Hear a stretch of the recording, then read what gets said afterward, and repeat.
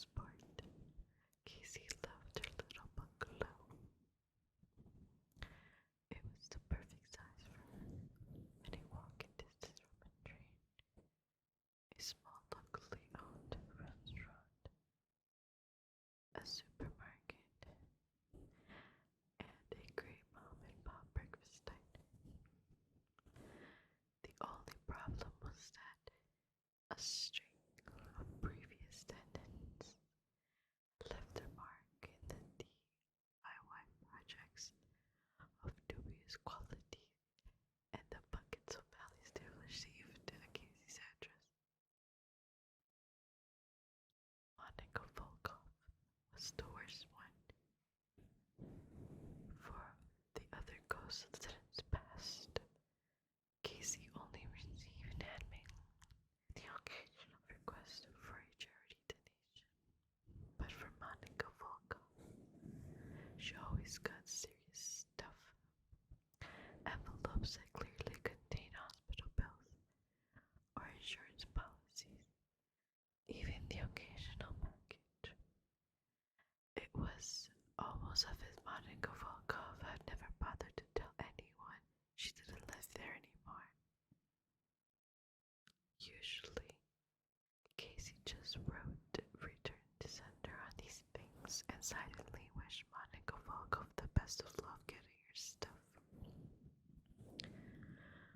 When the bright red envelope from the Traffic Enforcement Division arrived at her mailbox, announcing that she ran a red light equipped with an automatic camera, which caused Casey to spiral into a minor panic attack, and it turned out to be addressed to Monica Volkov, she decided that she had enough.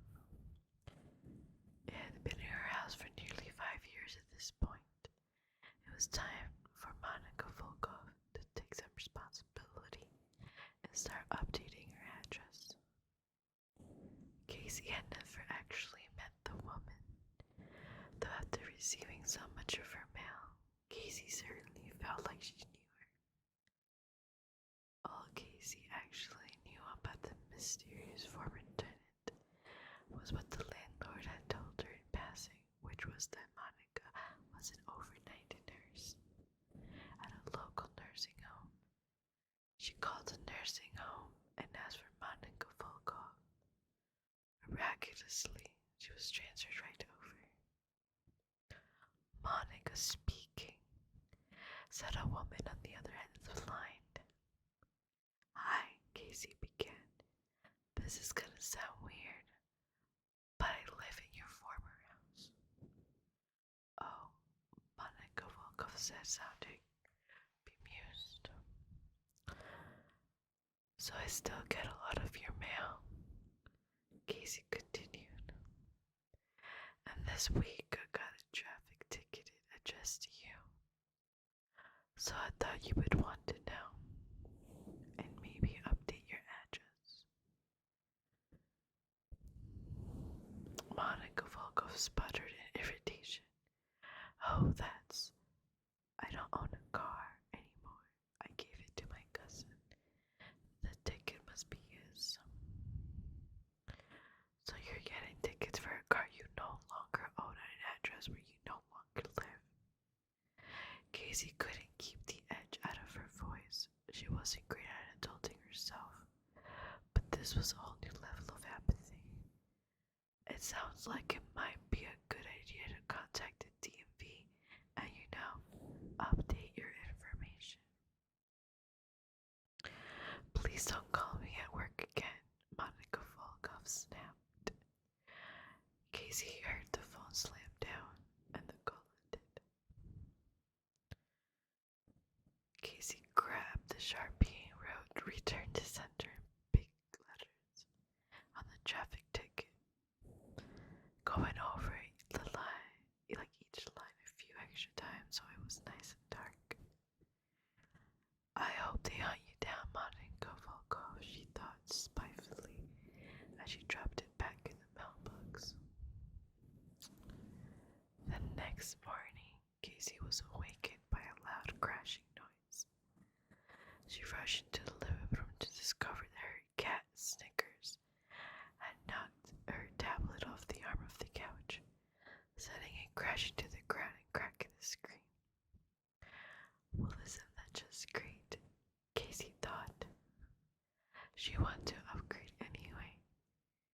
just didn't have the money at the moment. When she returned home from work the next day, to her surprise, there was a package on her doorstep. Casey was sure she hasn't ordered anything, so its presence was mystifying. Enthralled, she took the package inside immediately and ripped the box open. Inside was a brand new tablet, just the one she wanted to. Casey was stunned. She would have definitely remembered ordering a replacement for her broken tablet. Just in case, she checked her bank balance. No recent purchases of this size. Then how was it a gift? She didn't recall mentioning the mishap to any of her friends. Puzzled, she checked the packaging for a clue and discovered the answer. The package was addressed to Monica Volkov. Anger bubbled up inside her. You know what? Katie said to herself, if Monica Volkov can't be bothered to forward her mail for 5 years after moving out, it's her own fault. I'm keeping this tablet, she resolved, as a payback for giving me that scare with the traffic ticket. After all, she reasoned, it showed up at my door just when I broke it the other one. I meant to keep it. 2 days later, Casey was staring apart her kitchen, looking for the beaters for her electric hand mixer. She checked every drawer and the cabinet, but she could only find one of the two. 2 days after that, another package for Monica Volkov was waiting for Casey when she arrived home. This is getting ridiculous, Casey thought, bringing in the package and tearing it open rather forcefully. To her astonishment, it contained a brand new mixer. Over the next few weeks, Casey felt no qualms about opening any of Monica Volkov's packages. Now that she was opening them rather than just sending them back, though, Casey was beginning to notice a pattern, and it unnerved her a bit. The packages always seemed to contain something she needed, and always exactly when she needed it to show up. When Snickers used her desk chair as a scratching post, 3 days later, a massive box was sitting on her doorstep containing the latest agnocarmic seeding. When the sound went out on the TV, within a week a new sound system complete with a subwoofer arrived for Monica Volkov. She hadn't known she would even need the voltage tester when it showed up, but the next time she turned on the light in the laundry room, she discovered that the poor DIY light fixture in there was no longer working and we needed a replacement. A new pair of sneakers when she couldn't find her old ones. Some gray sweatpants in exactly her size. 6 gallons of apple cider vinegar. That one remained completely inexplicable, all delivered to Casey's address with the mysterious Monica Volkov. When the box of kitchen trash bags arrived just as Casey used the last one, she was starting to freak out a little. At her wit's end, she called the nursing home once again that evening and asked for Monica Volkov. Unlike last time, a few moments on the hold, the woman who answered the phone picked up again without transferring Casey to Monica Volkov. Monica says she asked you not to call her at work. But this is important, Casey stuttered. I keep getting deliveries for her packages and stuff. And it's getting really... Monica's administering medication to the residents right now. The woman cut her off. I'll have to ask you to call her when she's not on the clock. Have a good evening. And with that, she hung up.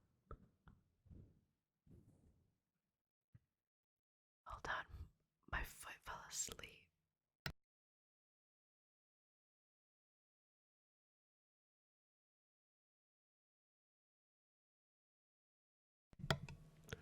Sorry about that. Casey was thoroughly creeped out. She couldn't shake the feeling that someone, maybe even Monica Volkov, was watching her, or perhaps listening in on her. That night she didn't sleep well. The next day, Casey came home from work to a very sick Katie throwing up in the laundry room. After rushing her little guy to the emergency vet, she was told Snickers would have to stay overnight for at least a few days. So it turned out that Casey didn't sleep very well any of those nights either. 3 days later, Snickers wasn't completely back to normal, but was at least on a mend enough that the vet allowed her to take him back home. The thought of leaving for work with the little guy in such a precarious shape churned in her stomach. So when she arrived home from the bed with her cat, she was for once pleasantly unsurprised to see a package at her doorstep. The set of cameras she ordered. She set one up in every room, including the laundry room, which is apparently Snickers' chosen puking spot, and left for work the next morning with a bit more peace of mind, knowing that she could at least keep an eye on her kitty. Oh, poor Snickers. Once at the office, Casey turned on her computer and opened her browser to the live feed of her living room. Snickers was sitting at the window looking perfectly fine.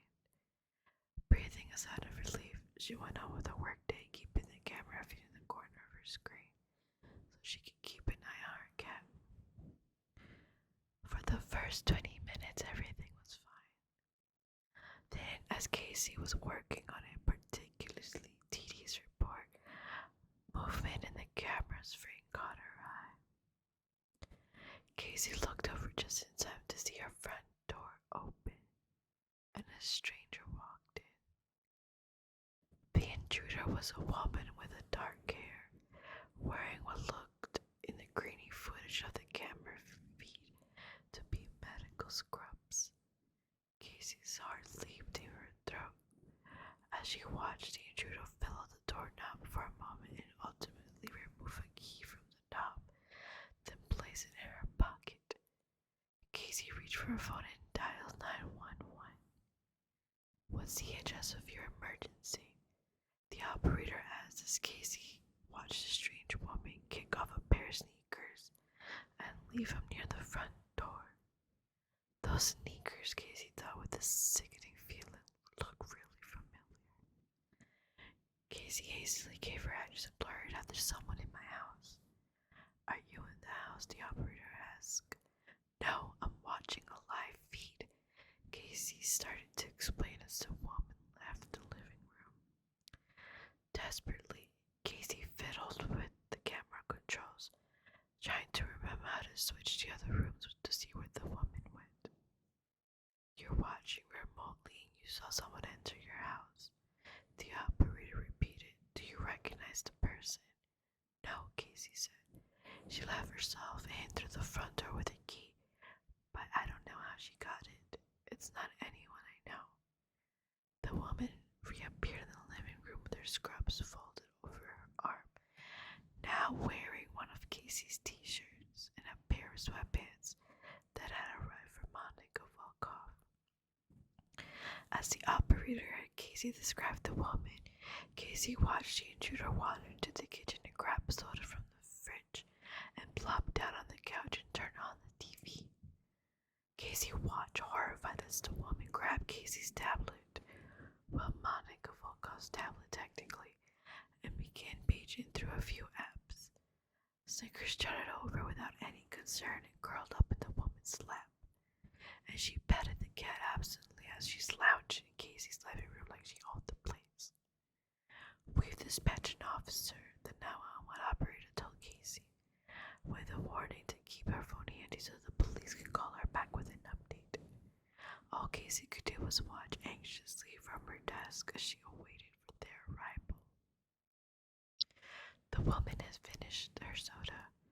Casey watched her turn off the TV, pat Snickers a few more times, and yawned sleepily. Standing up and stretching, she picked up her empty soda and her scrubs and left the room. Casey flicked through the camera feeds until she found the woman again in the kitchen, tossing her soda can in the trash. And then she headed out of the kitchen toward the back of the house. Casey followed her again. Sorry, I muted my mic accidentally. Casey followed her again, catching sight of her in the camera feed from the laundry room. She tossed the scrubs in the washer, poured the detergent, and started the machine. Then she jumped. There was no sound through the video feed, but it looked like she was reacting to the noise at the front of the house. The police must be there, she thought. What a relief. The woman glanced around furtively and opened a small door next to the washing machine that came up about a hip height. Casey had forgotten that the door was there. It led to a small crawl space, and the last time Casey had opened it was probably the day she moved in. The camera angle barely to show the dark side of the crawl space, and it was not empty. To Casey's dawning horror, she could make out a blanket or two, a small pile of folded medical scrubs, and a neat little stack of canned food. The woman knelt down, crawled inside, and shut the door behind her. Wow. So I guess she never really moved out, huh? That's crazy. That was a really good story. A very good short story. I hope you guys liked it. Let me know what you think. If you think I should do